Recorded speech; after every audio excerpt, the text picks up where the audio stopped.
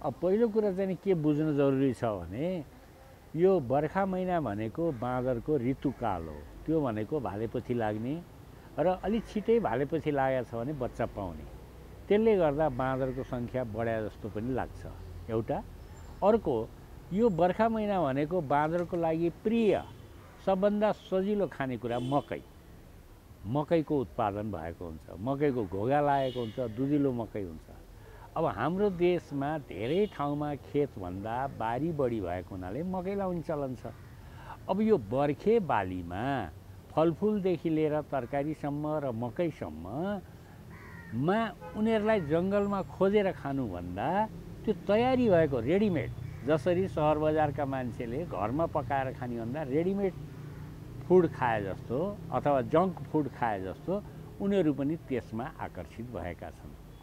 अब यो आकर्षित हुनुको पछाडिको मनोविज्ञान के हो भने एकताका जङ्गल फाँडेर भए नि खेती गर्ने, गुल्जार गर्ने भन्ने नेपालमा चलन थियो, जसले गर्दा सीमान्त एरियासम्म त्यो क्षेत्रसम्म खेतीपातीको विस्तार भयो। तर पछिल्लो खेप फेरि सजिलैसँग पैसा कमाउने नाममा पढे लेखेका पनि विदेश जाने, नपढेका पनि शारीरिक श्रम गर्न विदेश जाने भएपछि गाउँठाउँमा बुढाबुढी र केटाकेटी बाँकी रहे। अब खेतीको पहुँच मान्छेले छोड्दै आयो। अब के भयो भने गाउँघरको नजिक मात्रै खेती गर्न थाले। अब त्यो बानी लागिसकेको बाँदर, बँदेल, दुम्सी लगायत अरू जनावरहरू बिस्तारै अब कहाँ पाइन्छ भन्दै गन्ध सुँग्दै, कहाँ पाकेको छ भन्दै गाउँको नजिक आए।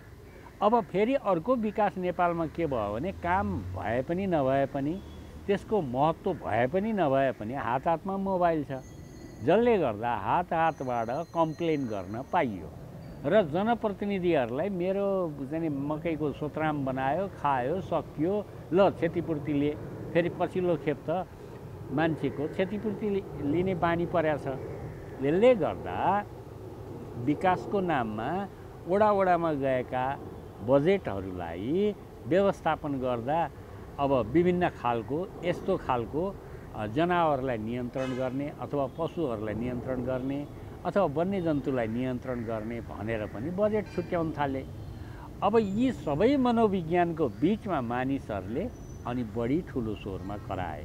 हो, नोक्सानी छ, नोक्सानी भएको छ, तर हामीलाई व्यवस्थापन गर्न सबभन्दा ठुलो कुरा हरेक क्षेत्रमा कति नोक्सानी भएको छ, वास्तविक पीडामा परेका को हुन्, त्यो कुरा पत्ता लगाएर तिनीहरूको राहतको लागि काम गरे हुन्थ्यो। तर पछिल्लो भूकम्पको बेलादेखि नै हाम्रो समाजमा राहत वितरण पनि एक किसिमको हँस्यौली भयो। किनभने भूकम्पमा साँच्चीकै घर भत्केका र बाटोमा आएका मान्छेहरू, प्लास्टिक ओढेर बसेका मान्छेहरूले राहत पाएनन्। जसका चर्पी मात्रै पनि अलिकति चर्केको छ उसले 10औं लाख पाए। त्यो कुरा यी काठमाडौँमा भयो, बाहिर भयो, सबैतिर भयो। त्यसले गर्दा मेरो सल्लाह के हो भने पहिले त बाँदरको साँच्चीकै नोक्सान गर्ने सङ्ख्या कति छ, कहाँ छ र उनीहरूको स्वभाव के हो र उनीहरूले केलाई आक्रमण गर्छन्, त्यो कुराको लिखत हुनु पर्यो। त्यसका आधारमा व्यवस्थापन गर्नु पर्यो। जस्तो पशुपति र स्वयम्भूमा फुलमाला चढाउने र नैवेद्य चढाउनेलाई आक्रमण गर्छ भने त्यसले बालीनालीमा गएर नोक्सान गरेको छैन। तर ती पर साङ्ले खोलामा होस् कि अथवा नागार्जुनको छेउमा होस् अथवा बझाङमा होस् कि बाजुरामा होस् कि डडेलधुरामा होस् कि ओलाङचुङ गोलामा होस् कि मकालु बरुणमा होस्, यिनीहरूले मकैबारीमा आक्रमण गरेका छन्। मकैबारी मात्रै होइन, बाँदर सिक्न सक्ने भएर मैले नै आफैले शङ्कर सभामा मकै नलगाएर अलैँची लगाउँ भन्दाखेरि 2 वर्षसम्म खाएनन्। 2 वर्षपछि उनीहरूले पनि खाने चिज अरू नपाएपछि अलैँची पनि खान थाले। तर पछिबाट हामीले के सल्लाह गऱ्यौँ भने स्थानीय किसानसँग म लगायत अरूहरूले उसले सबैले अलैँची लगाउँ, अरू कुनै बाली नलगाउँ र नोक्सानी भएको छ भने सामूहिक रूपमा कति नोक्सानी भएको छ त्यसलाई नोक्सानी नहुनेले पनि क्षतिपूर्ति गरौँ। यो सरकारसँग मागेर तार लाग्दैन, फेरि सरकारले पनि राम्रोसँग गर्दैन भनेपछि गाउँभरिकाले एउटै बाली लगाए। अब छेउछेउमा जङ्गलको छेउमा त नोक्सान अलिकति भयो, तर गाउँको बिचमा खेतीको बिचमा त भएन। त्यसले गर्दा उत्पादन भएकोबाट क्षतिपूर्ति गर्नलाई किसानहरूले स्थानीय स्तरमै भएको वास्तविक नोक्सानीको क्षतिपूर्ति गरेर अहिले राम्रो काम गरेका छन्। त्यसकारण मेरो सल्लाहमा सबभन्दा पहिला त यिनीहरूको जनसाङ्ख्यिक आँकडा कति हो, यिनीहरूको सङ्ख्या कति हो, कहाँ कहाँ कस्ता जातका बाँदर छन्। नेपालमा 3 जातका 6वटा उपजातका बाँदर छन्। तिनीहरूमध्ये कुन चाहिँले दुःख दिया हो बढी, पहिला त्यो छुट्याउँ। दोस्रोमा कुन ठाउँमा कतिवटाले बढी दुःख दिने हो, त्यसका अगुवा को हुन्, नाइके के हुन्। किनभने बाँदरको समाज, जनावरको समाज र मान्छेको उस्तै हो। मान्छे एउटा चोर भयो भन्दैमा देशभरि चोर हुँदैन। त्यस्तै एउटा समूहमा पनि एउटा बदमास खालको आक्रमण गर्न रुचाउने, चिथोर्न रुचाउने, मान्छेलाई आक्रमण गर्ने एउटा दुईटा हुन्छन्, अरू हुँदैनन्। यसरी छुट्याउँ। र अहिले नेपाल सरकारले साना साना चिडियाखानाको अवधारणा पनि ल्याएको छ। यदि त्यस्तो छ भने बदमास जतिलाई जम्मा गरेर एउटा सानो सानो चिडियाखाना बनाऊ न ठाउँ ठाउँमा। किनभने राजनीतिक हिसाबले 7वटा प्रदेश र कतिवटा जिल्ला भनिएको छ भने ती 7वटा प्रदेशमा 7वटा वन्यजन्तु उद्धार केन्द्र बनाऊ, होइन? अनि त्यसपछि ती बदमासलाई मात्र ल्याएर राखिदिउँ। त्यसो भएदेखि के हुने भयो भने सोझाहरू बाँकी रहने भए। एकातिर त्यो गरौँ, अर्कोतिर हामीले वन जङ्गलबाट हामीलाई चाहिने जस्तै घाँस दाउरा चिज ल्याउँछौँ। जस्तो हामीलाई मनपर्ने देब्रे घाँस हो, हाम्रो उसलाई के अरे गाई बाख्रालाई देब्रे मनपर्छ। अनि देब्रे काट्दाखेरि कानुन केही पनि लाग्दैन। बाँदरलाई पनि देब्रे घाँस नै मनपर्छ। अब बाँदरलाई कालीगढी मनपर्छ, हामीले पनि कालीगढीको काठ ल्याउँछौँ। हामीले पनि जामुन खान्छौँ, उनीहरू पनि जामुन खान्छन्। अब अहिले त के भयो भने विभिन्न सामुदायिक वनहरूमा पनि कुकाठ अथवा काम लाग्ने छ भनेदेखि काटेर बेचिने चलन आयो। त्यसले गर्दा बाँदरको खानेकुरा कम भयो। अब एकातिर वनलाई व्यवस्थापन गरौँ, अर्कोतिर बाँदरको सङ्ख्या पत्ता लगाउँ र बदमासहरूलाई मात्रै अथवा नराम्रा अथवा त्यस्तो चरित्र भएकालाई मात्रै समातेर नियन्त्रण गरौँ। अनि अर्को काम के पनि गर्न सकिन्छ भने नेपालमा धेरै दुःख दिने बाँदर भनेको रातो बाँदर हो। यो रातो बाँदर संसारभरि नै, हाम्रो देशमा मात्रै होइन, भारतमा, अब बङ्गलादेशमा, थाइल्यान्डमा, चाइनामा, जापानमा, अमेरिकामा, युरोपका देशहरूमा औषधि विज्ञानमा प्रयोग हुन्छ। भारतमै पनि 10-15 हजारको सङ्ख्यामा समातेर औषधिमा प्रयोग गरियो। त्यो भनेको औषधि उत्पादन भइसकेपछि फाप अफाप हेर्नको लागि हो। तपाईँ हाम्रा बाआमाहरूले खानी अथवा तपाईँ हामीले खानी टाउको दुखेको, मुटु हल्लिएको अथवा फोक्सो दुखेको अथवा प्रेसरको, रक्तचापको, मृगौलाका, यी सम्पूर्ण रोगहरूका औषधि पहिला जनावरमा परीक्षण गरेर मात्रै मान्छेलाई सिफारिस हुन्छ। अनि जनावरमा पहिला पहिला सुँगुरलाई अथवा खरायोलाई अथवा घोडालाई गरिन्थ्यो भने पछिल्लो खेपमा वैज्ञानिकहरूले हामीसँग मिल्ने भएको हुनाले, धेरै हिसाबले मिल्ने भएको हुनाले बाँदरमा परीक्षण गर्छन्। अनि बाँदरमा पनि छिटो छिटो ब्याउने, सजिलो र हाम्रो शरीरको रगतको गुणसँग मिल्ने हुनाले रातो बाँदर भन्छन्। हाम्रो शरीरमा RH फ्याक्टर भनिन्छ। रगत जचाउनुहोस् तपाईँले, सामान्य प्रयोगशालाले पनि RH फ्याक्टर नेगेटिभ कि पोजिटिभ भन्छ तपाईँको रगतको समूह। त्यो RH भनेको रेसस भनेको हो कि रेसस भनेको रातो बाँदर भनेको। रातो बाँदरको गुण हाम्रो रगतमा छ। त्यसकारण यो रातो बाँदरलाई हामीले औषधि परीक्षणमा प्रयोग गरौँ। 7वटा प्रदेशमा 7वटा प्रयोगशाला नेपाल सरकारले बनायो भने राजस्व पनि उठ्ने, औषधि पनि परीक्षण हुने, अनाहकमा हामी मर्दैनौँ पनि। किनभने यही कोरोना कालमा हामीले यो रातो बाँदरमा परीक्षण गरेर यी भ्याक्सिन पत्ता लागेको भए यत्रा मान्छे मर्दैन थिए। तपाईँ हाम्रा आफन्त कति मरे कति भनेपछि अब यसलाई उपयोग गरेदेखि यो मोहर हो, उपयोग नगरेदेखि यस्तै दुःख दिने फोहोर हो, होइन? र अर्को एउटा मनोविज्ञान नेपालको तपाईँ पत्रकारहरूलाई पनि थाहा छ, साउनदेखि असोजसम्म बाँदर बँदेलको कुरा खुब आउँछ। अब तपाईँ मङ्सिर पुस लागेपछि कसैले गर्दैन। किनभने यतिखेर बाँदरले दुःख दिएको देखिन्छ। अनि उतिखेर चाहिँ नि दुःख दिनलाई खेतबारीमा केही पनि हुँदैन। त्यही हुनाले त्यो बेला कुरा उठ्दैन। तपाईँले पोहोर परार 10 वर्षको पत्रिका हेर्नुहोस्, यो बर्खा महिनामा जहिले बाँदरका कुरा, जहिले बँदेलका कुरा, जहिले दुम्सीका कुरा, अनि फेरि जब हिउँ लाग्छ अनि कुरा हुँदैन। अब हाम्रो देशमा राजनीति गर्नेहरूले पनि यसै गरिरहेछन्। जब कुरा उठ्छ कोही निर्यात गर्ने भन्छ, कोही बाहिर पठाउने भन्छ, डलर कमाउने भन्छ, कोही परिवार नियोजन गर्ने भन्छ। ए बाबा, बाँदरलाई समात्न सकिन्छ? बाँदर त यस्तो जान्ने जात हो जसले एउटाले थाहा पाएपछि अरू त्यहाँबाट भागिहाल्छ। तपाईँ कतिवटा बाँदरलाई समातेर परिवार नियोजन गर्ने? यो असम्भव कुरा, सम्भवै छैन। र बरु अब राज्यको तर्फबाट व्यापारिक हिसाबले हुँदैन, राज्यको तर्फबाट राजस्व आउने गरी सरकार बीचको सम्बन्धलाई हेरेर बरु निर्यात गर्न सकिन्छ। आफ्नै देशमा उनीहरूको प्रविधि भित्र्याएर यहाँ प्रयोगशाला बनाउन सकिन्छ र जहाँ जहाँ बढी दुःख दिएर घरबास नै उठेको अवस्था छ त्यो ठाउँका बाँदर समातेर प्रयोगशालामा प्रयोग गर्न सकिन्छ।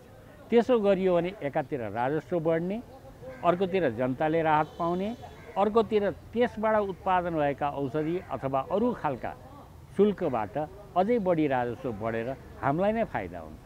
अब यो फाइदातिर नगएर बाँदर कसरी नियन्त्रण गर्ने अथवा बाँदर नियन्त्रण गर्ने उपाय भन्दै हरेक वर्षका वडा स्तरका 5-7 लाख 20 लाखका बजेटहरू खानी बाहेक अरू केही काम भइरहेको छैन। यो कुरालाई रोक्नुपर्छ, यसबाट सम्भव छैन। मैले आफैले धरानमा, शङ्खसभामा, बैतडीमा अनि मेलम्चीमा, पोखरामा बाँदरको समस्या भएपछि अध्ययन गर्न गएँ। हरेक ठाउँमा बाँदरका समस्या फरक फरक छन्।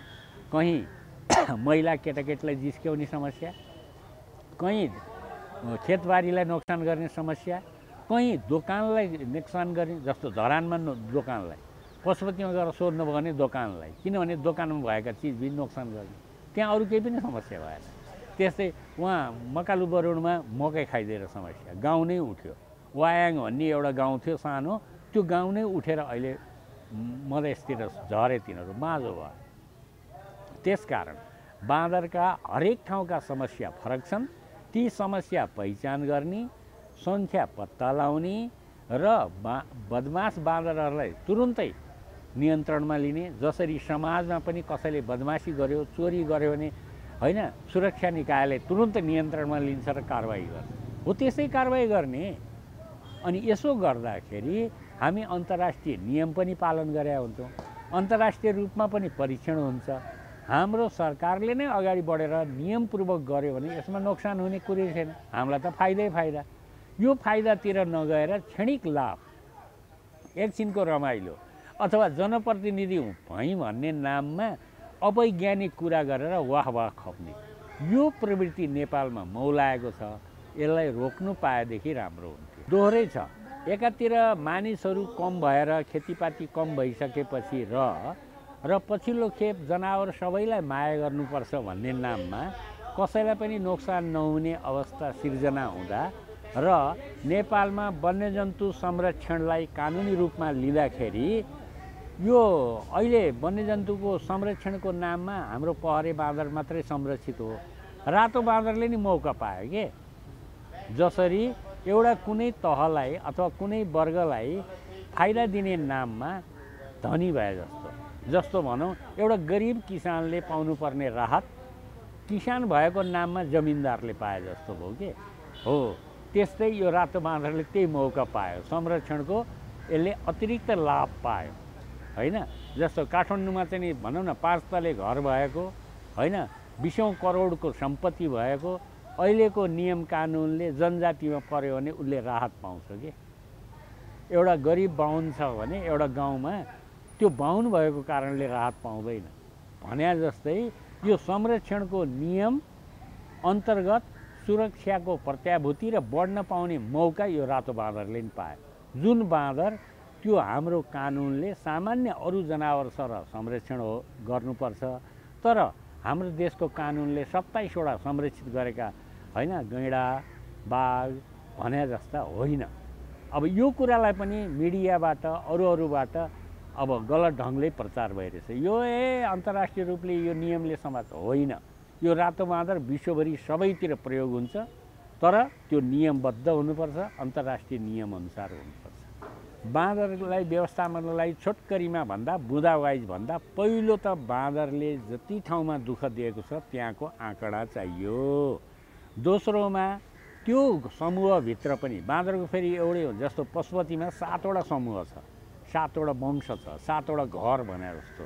त्यस्तै कतिवटा वंश छन्, कति भाग छन् अथवा समूह छन्, त्यसको आँकडा चाहियो। हरेक समूहबाट कतिवटा, हरेक समूहमा सबै बदमास हुँदैनन्, जुन बदमास छन् त्यसलाई पहिचान हुनु पर्यो। अनि त्यसपछि तिनीहरूलाई व्यवस्थापन गर्न हामीले वन्यजन्तु उद्धार जस्ता साना साना चिडियाखाना बनाएर राख्नु पर्यो। र बढी भएका बाँदर यदि सङ्ख्या बढी छ र हामीलाई साँच्चीकै धेरै दुःख दिइरहेछ भने त्यसलाई उपयोग गर्नेतिर जानु पर्यो। यसो गरिएको खण्डमा हामीले व्यवस्थापन दीर्घकालीन रूपमा गर्न सक्छौँ। होइन भने तपाईँहरू अर्को वर्ष यसै महिनामा फेरि मलाई सोध्न आउनुहुन्छ कि बाँदरलाई के गर्ने, अब फेरि जनप्रतिनिधिले कुरा उठाए, फेरि यति राहत दिन्छु भनेको छ। अब यो सबै कुरा बाँदरलाई चाहिँ नि अरू जनावरलाई जस्तो व्यवहार होइन। जस्तो एकताका आवाज आउने बन्दुक बनाएको थियो नि, बन्दुकले लखट्ने होइन, त्यो पनि काम लाग्दैन। किनभने उसलाई थाहा हुन्छ कि त्यसले चोट लाग्दैन भनेपछि अर्कोचोटिदेखि उसले पुस्दैन, मान्दैन। अहिले मान्दैन, मान्दैन। त्यसकारण त्यस्तो खालको बन्दुक जस्तो त हाम्रो बाँसको पहिलेदेखि नै बनाएको थियो पहाडतिर। पानी ल्याउने, त्यो बाँसलाई ठ्याक्क भरिएपछि बाँस उठ्थ्यो अनि पानी पोखेपछि ठ्याक्क आवाज आउने। त्यो पहिला त एकदम काम लाग्यो। त्यो हाम्रा किसानहरूले सिक्किम भुटानबाट सिकेर आएका, त्यो गरियो। त्यसको एउटा नमुना यहीँ चिडियाखानामा पनि छ। पहिला त बाँदर डराए, तर पछि त यो ठ्याक मात्रै गरिरहनु रहेछ, मलाई केही हुँदैन भनेर गएन। त्यसकारण दीर्घकालीन रूपले गर्नको लागि त्यस्तो आँकडासहित हरेक ठाउँका बाँदरका अलग अलग नोक्सानीका विवरणसहित अलग अलग व्यवस्थापन गर्न सकियो भने राम्रो होला। नत्र उयो टाउको दुखे औषधि नाइटाङलाई भने जस्तो अब सबै ठाउँमा नेपालभरि पनि त्यो हुँदैन। किनभने बाँदरलाई बन्ध्याकरण गर्न समात्नु पर्यो, समातेर एउटा मात्रै समात्नु भने त्यो समूह कहिले पनि तपाईँको नजिक आउँदैन। कसरी हुन्छ? मैले बाँदरमै काम गरेको 94 91 हो, अहिले करिब 30 वर्ष नाग्यो। अब 30 वर्ष नाग्दाखेरि मैले बाँदरलाई रत्याएको बाहेक तर्साएका बाँदरहरूको ग्रुपै नजिक आउँदैन भने अब हाम्रो देशमा को त्यस्ता वैज्ञानिक छन्, को त्यस्ता सांसद छन् जसले मन्त्र गरे भएर सबै बाँदर नमस्कार गर्न आउँछन् र लुसु बन्ध्याकरण गर्छ? यो असम्भव कुरा गरेर हुन्छ? यो त अवैज्ञानिक कुरा भयो।